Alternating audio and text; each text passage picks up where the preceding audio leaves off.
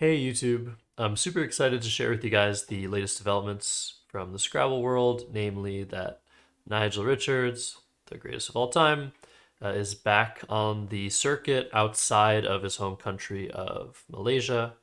Ever since COVID 2020, Nigel's been very reluctant to leave his country and has only played in events within Malaysia until now. And the tournament he participated in was actually a side event for the way more prestigious World Youth Championship that took place in Bangkok. The new youth champion is Sri Lankan Hivan Dilmuth, but what's even more incredible is that the top three spots of this tournament were taken by Sri Lanka.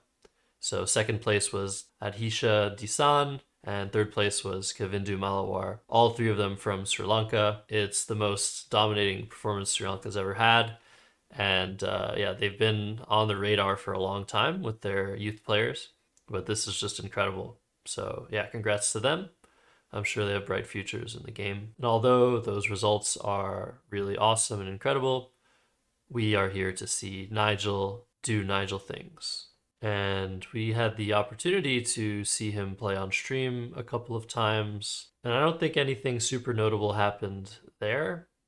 I remember watching the live stream and thinking that I was watching the Youth Championship and being incredibly impressed by the words that were being played. And although I think the youth players are probably some of the best players in the world, I didn't realize that the games I was watching were Nigel games. So the boards and the plays made a lot more sense. In any case, thanks to expert player Ricky Pernomo, we got to experience one of the most bizarre and complicated endgame sequences Scrabble has ever seen. And I'm going to do my best to explain how it's possible to even come up with this sequence and whether or not it was the top sequence in the position. What I think is important to understand about Nigel's play is that he does everything better than everyone else, but everything he does is, in my opinion, achievable for the select few that have the correct brain chemistry. And I believe that if Scrabble grows as a mind sport,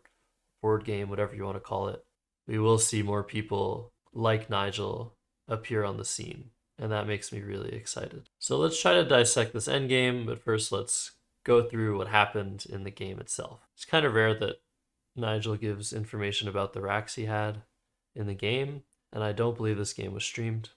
So we're just going to look at Ricky's perspective until the end game. So Ricky opens with a standard exchange, Nigel exchanges back, Ricky draws well, plays Nebular, Nigel comes back with the Tenelol, and Ricky doesn't actually have a bingo with this rack, and Ricky plays Argo. Nigel comes back with Dewey, which is a fish, by the way. And Ricky has a bingo here and plays Speedy. But unfortunately, Speedy is not the word in that rack. The word is Deepies. And Nigel challenges that off, of course, and then plays adroitly. The French side of me wants to pronounce this adroitly, but that just doesn't sound right.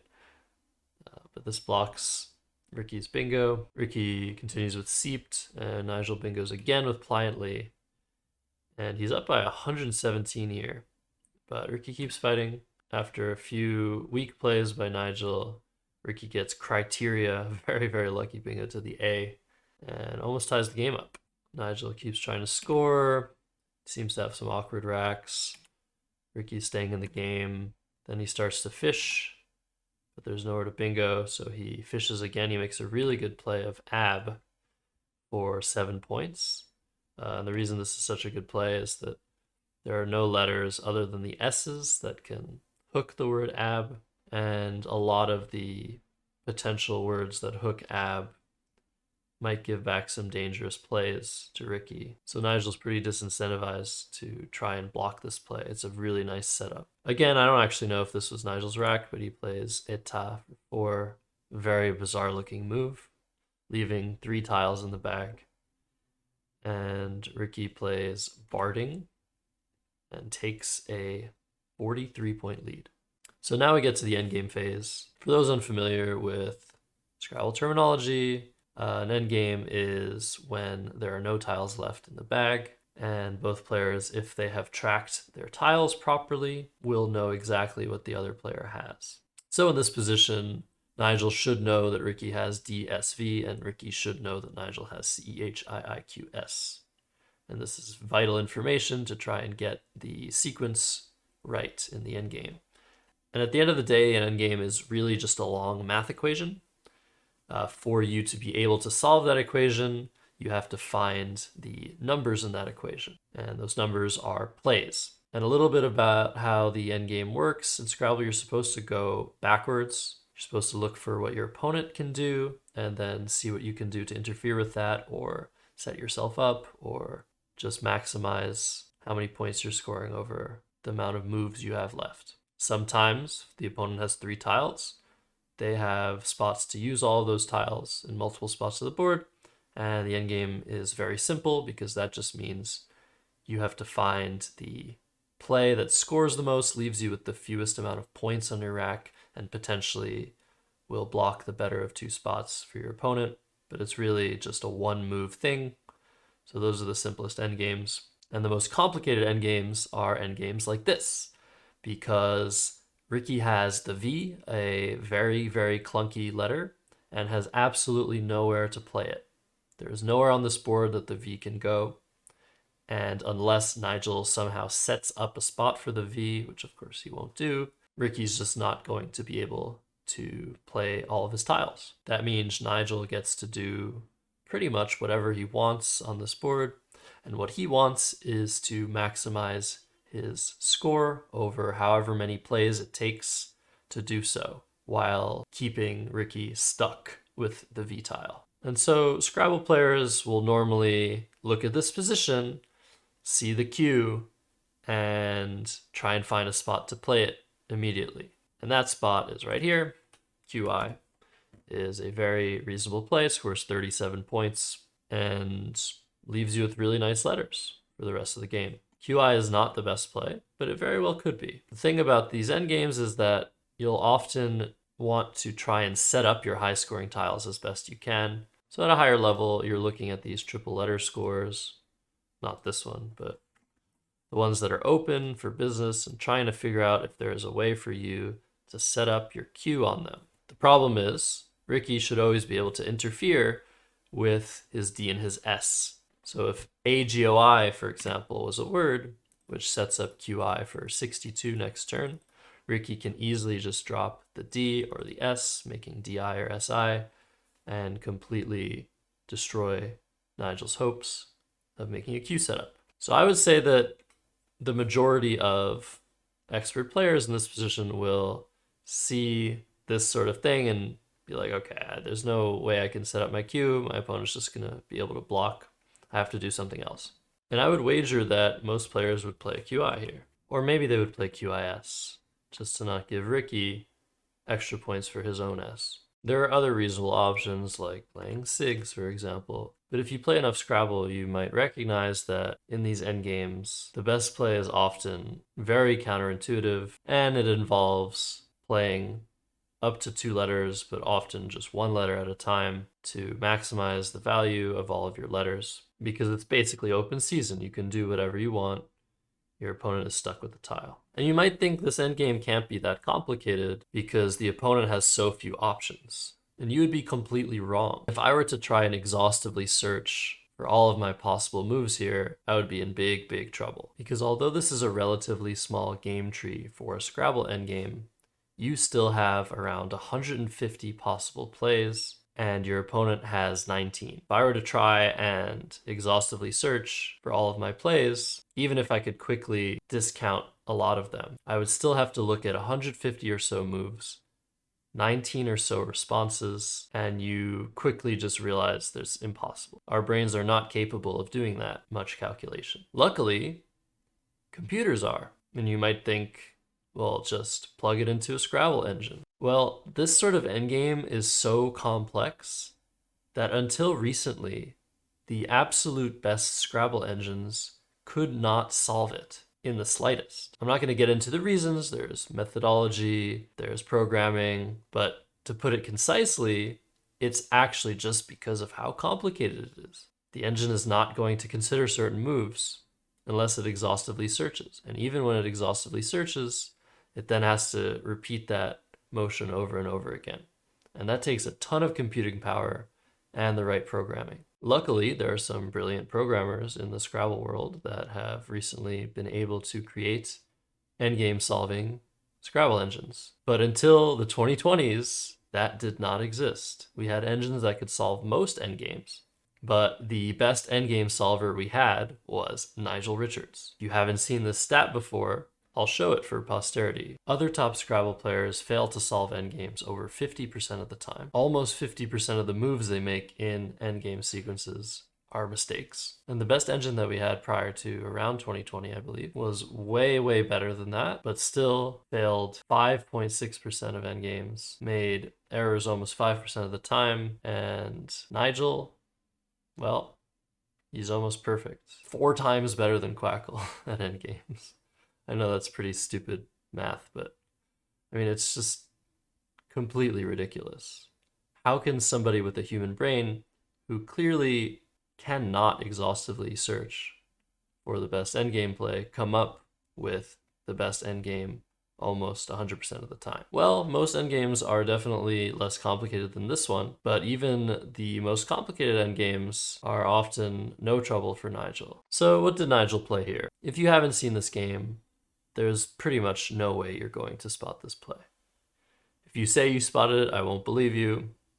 If you actually did, well, I don't know. You need to give yourself the biggest pat on the back in the world, because Nigel played OCH for 12. I can only imagine Ricky's reaction, knowing what Nigel was holding on his rack when he saw this play hit the board. Ricky did mention that it was absolutely bizarre and completely unexpected. What in the world is this move? Why would anyone make this move? It's so counterintuitive. You're scoring 12 points for 2 tiles, 2 of your consonants. You're leaving yourself with both of your eyes and the Q. But the reason this play is so good is because of what it sets up, not necessarily even 1, but 2 turns down the line. And those familiar with the ever important Q without U words in English Scrabble might see at this point what this play has created, and that is the opportunity to play the I and the Q between the C and the N, and then afterwards, the most important part is dropping the I and scoring a whopping 42 points for it. How in the world is it possible to come up with this play? Well, like I said earlier, if you play enough endgames like these where your opponent cannot play one of their tiles, you can start to see very creative ways to set yourself up. And I believe the way that Nigel approached this endgame was that he started by trying to find a way to set up his Q, realized it could probably get interfered with if it was a simple QI setup, then started to look for certain letters like an N to try and play CINQ through it. And when he saw this N at the bottom right of the board, he noticed the pattern of the Q making QI and GI and wondered if there was any move that he could make to set that up. And that's how I think Nigel came up with OCH. But to be able to see this play requires an incredible intuition. And Nigel absolutely has that. He has the best intuition in the game, probably. But now the burning question is this the best play? Could it possibly be the best play? Can't Ricky just interfere? He has a D and an S. Can't he just play his D or his S next to this I and just block? Well, that's the crazy part, because Nigel would have to have seen that this is possible. So why did he still go ahead with his plan? Doesn't Ricky's ability to block this very long-term setup throw a humongous wrench in Nigel's plans? I bet that if I saw this play, if I ever saw this play, which, you know, maybe I could see it, I don't really know, I would probably not make it, because I would just prune it out of my thought process, seeing that Ricky could just block it. I might try and see if I could slow play it, try to see if I can play something else before it, and then hope that Ricky gets rid of his D and his S, and that I could do it later. But then again, if you've seen the worst endgame that Nigel's ever played, featured on both Will Anderson's channel and Alex Dings' channel, you know that the worst mistake he made was blowing an endgame because he didn't consider that his opponent could pass his turn and interfere with his grand plan of setting up his high-scoring letter. So when I saw this play, I immediately felt like it couldn't be correct. It couldn't be the right play. Sure, Ricky will have to sacrifice points to block the setup, but that should be more than worth it. But that's just the thing. Endgames are a math equation. The most important skill you need as an endgame player is the ability to do arithmetic very quickly. And so if I had an infinite amount of time, I would see this really cool idea and try and calculate if it works out for me. And I think this is what Nigel did. But was he right? Of course he was. There are 3 plays that win the game by the exact same amount of points for Nigel. So first let's look at what actually happened in the game. Nigel played Och, Ricky played Id, Nigel played Sank, Ricky played Etaz, Nigel played Exim, Ricky passed, QIGI, pass, and woes and ids. And at the end of the day, Nigel gained a total of 85 points, starting from being down 43 and finishing being up 42. And this is one of the optimal sequences that involves the play of Och. The move order isn't super important here. There are many other ways to play this endgame with moves that score the same amount of points for Ricky and moves that are in a different order for Nigel. So there are many possible iterations of this pretty much same endgame. What's really funny is that what the engine that actually can solve this endgame suggests for Ricky is for him to pass his turn rather than play off his D. And as it turns out, that's the same as playing the D, because Nigel will then just go out a bit earlier rather than let Ricky play his D. That's like the definition of an engine line in Scrabble. Just passing your turn because it's equivalent to not passing your turn. No human being would ever do that. Now let's look at the other sequence that is equivalent to the Och sequence. It's a completely different sequence. And if I were to guess, if any other top player solved this endgame, this would be the sequence that they chose instead. It's way more of a traditional play one tile at a time most of the time sort of situation and just maximize one score over all of the moves. So the other optimal sequence is had, shad to block the C for Chad, QI, which you can now play because the S has been used to play shad, so Abaz and QIS is not a threat. Id, QIS and Abaz, as expected. Exim, CH, and GI. And as you can see, at the end of the day, Nigel wins 489 to 447, which is exactly the same as winning 490 to 448. So those are the 2 optimal sequences. And now let's look at why interfering with the Sank and QI setup is actually worse mathematically for Ricky. So let's say he plays Id, which blocks Sank. Well then, Nigel plays DE for 5. Ricky's optimal play is to play off his S. Nigel plays QI, Ricky passes. Nigel plays DEI and GI for 21. Ricky passes. Then Nigel plays off the S and wins by 45 this time, which if you're keeping track is 3 points better. Now, once again, it's worth noting that trying to retain the S to play QIS himself is a worse solution for Ricky because Nigel will just play QIS all at once, denying Ricky the 10 points he could have gotten by playing off his S and getting 2 extra points. So the math doesn't add up. Ricky is losing 12 points in that exchange, and Nigel is only losing 9. Like I said, it's easy, it's just math. Now let's look at the other way to block the Sank setup by playing is for 2. Now intuitively, this just looks worse because you can score more with the S than with the D, so why would you play it only for 2?